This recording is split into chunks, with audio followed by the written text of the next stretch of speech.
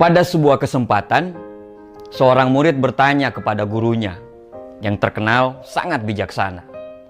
Bagaimana caranya agar kita bisa mendapatkan hal yang sempurna dalam hidup ini, guru? Sang guru menjawab, berjalanlah lurus di sebuah taman bunga, petiklah satu yang menurutmu paling indah dan jangan pernah kembali ke belakang. Si murid pun menuruti apa kata gurunya.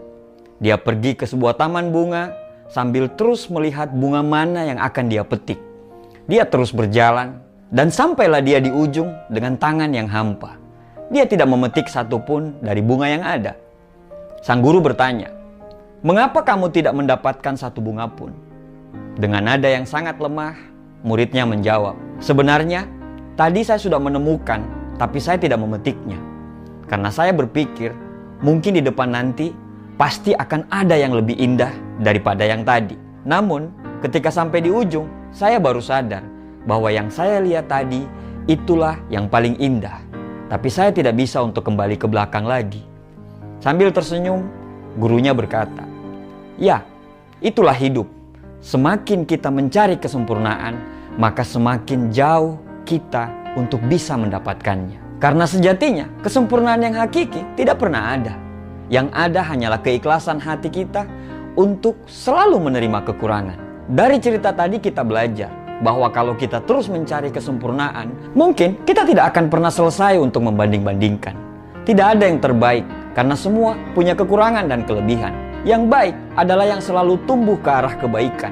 Yang baik akan terus memperbaiki diri dan siap diperbaiki. Jangan mencari kesempurnaan, jangan mencari orang yang sempurna, tapi sempurnakanlah apa yang sudah ada dalam diri kita. Bagaimana kita bisa mencari yang sempurna sedangkan kita sendiri tidak sempurna? Saat kamu sibuk untuk terus mencari yang sempurna, maka bersiaplah kamu untuk kehilangan yang terbaik. Lalu, bagaimana kita bisa memilih? Apa yang menjadi dasar kita untuk bisa memilih? Dasarnya adalah kecukupan.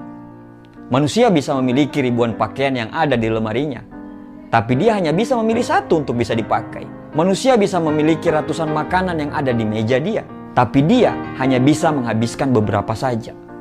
Intinya adalah perasaan cukup. Jika satu gelas air bisa menghapus dahagamu, maka kamu tidak butuh banyak air yang mungkin hanya akan menenggelamkanmu.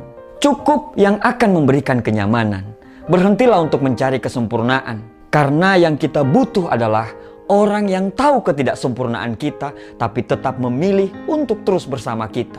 Berhentilah untuk mencari yang sempurna, tapi jagalah orang-orang yang selalu menghargai ketidaksempurnaanmu. Sekali lagi, kalau kamu sibuk mencari yang sempurna, maka bersiaplah untuk kehilangan yang terbaik.